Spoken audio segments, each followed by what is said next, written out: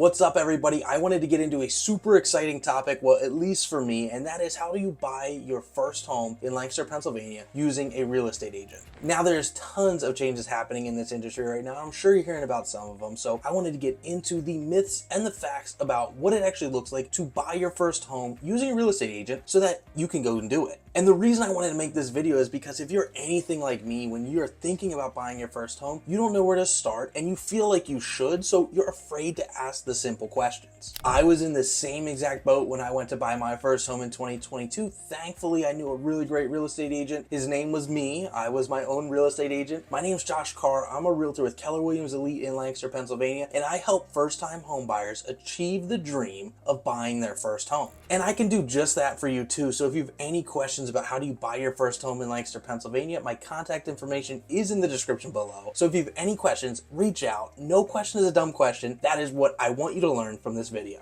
So I guess the first place to start in breaking down how to use a real estate agent to buy your first home would be why you should use a real estate agent to buy your first home. The first reason you should use a real estate agent to buy your first home is they have expert knowledge. A good real estate agent should have expert knowledge in the market that you're trying to buy the home in. That knowledge should include general knowledge of the actual market, the pricing trends that we're seeing currently, and negotiation skills to actually get the deal done. Now, another point is a really simple one, and that is the actual access to the listings. Now, through some of these websites you'll have online, you have the access to, but I don't mean access to see the listing online. I mean access to the actual listing to get in through the door. Licensed real estate agents can get access to something called Supra. Now, Supra is a lockbox system that we can tap into and unlock homes with. So while we do have greater access to the listings that are online and more details about them, the truth is we have access to actually get in the door. Now, another really important point is a good agent actually is going to know all the documents that are going to be needed to close the deal. Not just including the basic documents, but addendums, different things that you can put in to make your deal better. There's just a lot that encompasses this entire paperwork system that goes into actually buying your first home. One of the most often looked over facts of working with a good realtor is they should have a network of other agents that have homes for sale that they know about before they even hit the market. I can't tell you how many times this has worked for my buyers to get into properties and actually buy those properties before it ever is known to anybody else, just because you're constantly communicating as a real estate professional to other real estate agents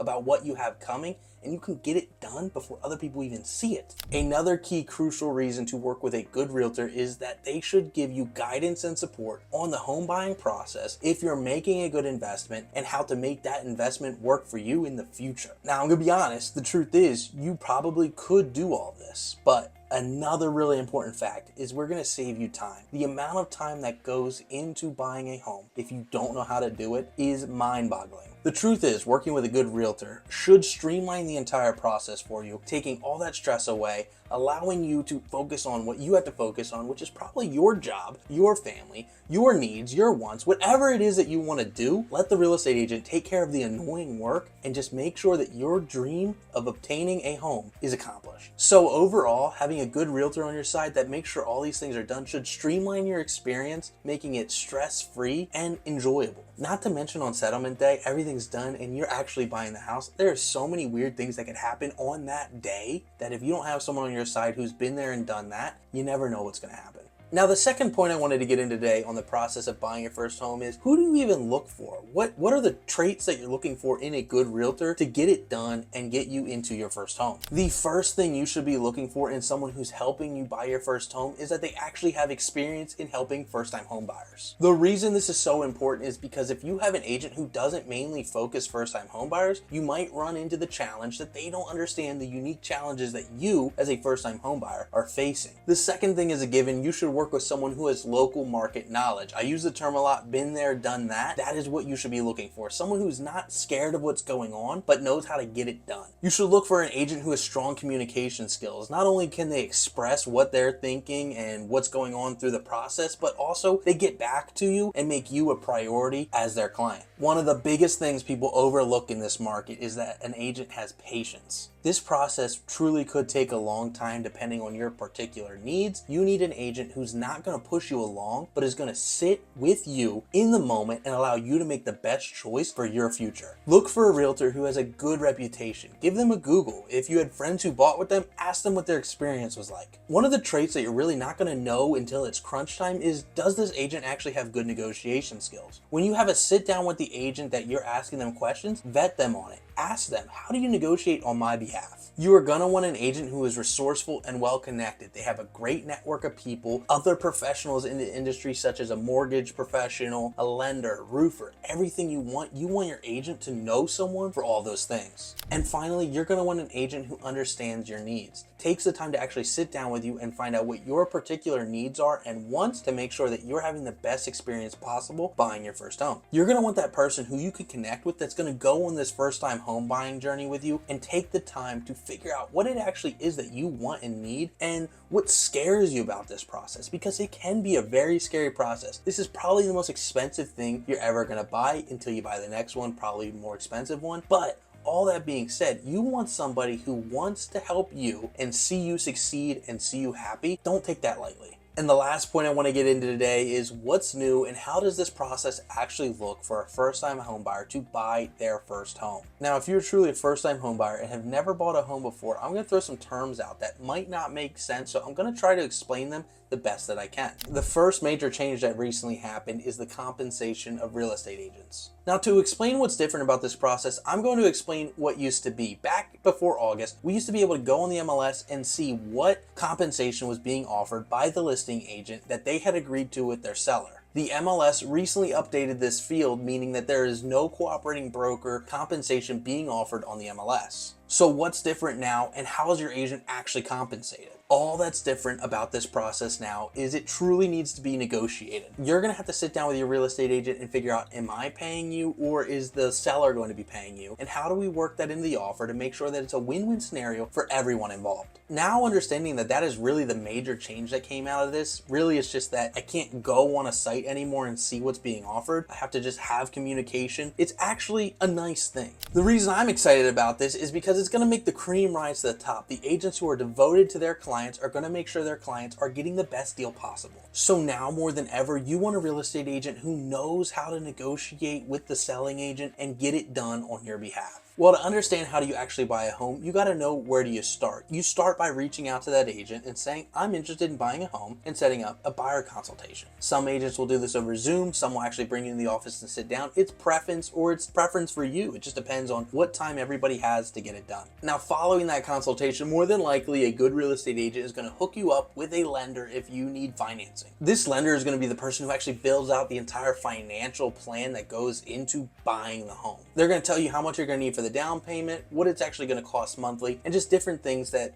encapsulate all the financial stuff. But let's say that you went and you looked at homes and you found one that you actually want to make an offer on. The first couple questions I'm going to ask my client are, how much do you want to offer? How much do you want to put down for your earnest money deposit? Now, the earnest money deposit is the one that always stumps people. What does this mean? So think about when you're buying a car and maybe you're buying one offline and you call the lot and you say, can you hold that car until I get there? Now, the earnest money deposit is one of those questions I always get. What does that actually mean? So we call it an EMD. This EMD is the money you're putting down on the property to hold it during the under contract period. Now, there's a variety of ways that this money is safe, and there's a variety of ways this money is not safe. But what it is not an extra fee. So hypothetically, if your lender tells you that you need $25,000 total into the property to buy it, and you put $5,000 down as an earnest money deposit, you don't now owe another $25,000 to the settlement company when you settle. It's actually credited to you at settlement. So you're putting some money down up front to be held and have a good faith deposit. And as long as you stick to what the contract says, your money is safe. But if for some reason, the day of settlement, you wake up and you're like, you know what, I just don't want this house anymore, more than likely the sellers are going to be able to keep that money because they are entitled to it because you put it down and now backed out of the property outside the terms of the contract. The next question I'm going to ask is, when do you want the settlement date to be? Now, depending on your financing, it's typically going to be between 30 to 45 days. If the seller's asking for a specific term for the settlement, that's when we would get outside that time range. But if you're a simple conventional loan, you're probably going to be around 30 days. If you're FHA, VA, there's a little bit more that goes into those programs, you're going to be around 45 days. So those 30 to 45 days that you're typically under contract is the under contract period. During this time, your lender's going to probably ask you a bunch of different questions just to make sure that financially this works. Now, during their pre-approval process, they've already done a lot of that front end work. This is just them underwriting it all and making sure that we're clear to go. And finally, one of the biggest questions I'm going to ask is, do you want inspections? If so, what type, or are you going to waive them? Now, this is one of the scariest things to first-time home buyers, and this is where patience comes in, because if you're somebody who wants inspections, you got to know you might lose properties to people who are waiving them. Someone who's more handy, who's not afraid to take on some challenges, they might be willing to just take the property as is and not elect any inspections. But let's say that you're someone who wants inspections. There's a totally long list of inspections that we would go over that you can elect and have a professional come out and take a look at these different aspects of the property. Now, if you remember earlier, I said that the EMD has a variety of ways that it's safe or it's not. The inspection election period is one of those points that it could be safe. If something pops up in the inspection that you don't like and you're like, you know what, I don't want to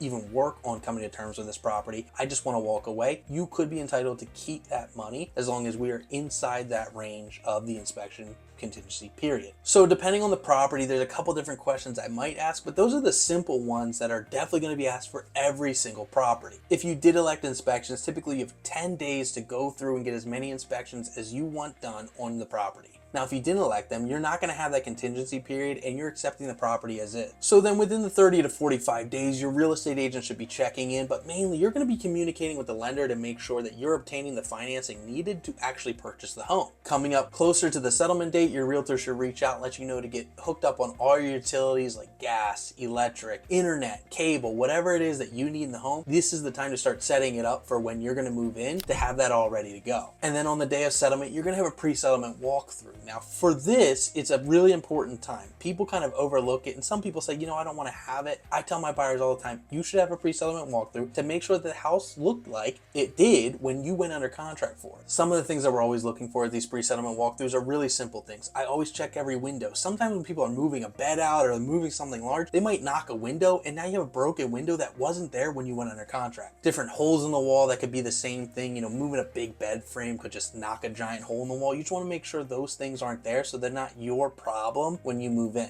And if those things are there, don't freak out, because there's a couple different ways that we can protect you as a buyer in that. The biggest thing is going to be a pre-settlement walkthrough sheet. With that sheet, you're either going to elect that you accept the property in the current condition or that you accept it with a couple different terms. Some of those terms might be repairing the window, or maybe there's a leak in the property that wasn't originally there. There's all kinds of things that you can communicate on this form. But then on settlement day, you should expect probably 30 minutes to an hour of signing away your life on a document for the next 30 years to have a home. And then after that, you should obtain the keys to your first home. So that is a little bit of an overlook of what it actually looks like to buy your first home. I am always here for you if you're thinking about buying one in Lancaster County. We love working with first-time home buyers. Feel free to reach out to me at any time with any questions. I always tell my buyers, no question is a dumb question. I expect you to know nothing about how to buy a home because it's your first time ever buying a home. The next time you should be an expert. So on the next one, you could still reach out to me, but don't ask as many questions. And obviously I'm only joking. So anytime you need anything, please reach out. My email's below, my phone number is below. I want to get you into your first home and change your life. Now, if you're watching this and you already bought your first home, I'd love to see in the comments below, what did you buy your first home for and when?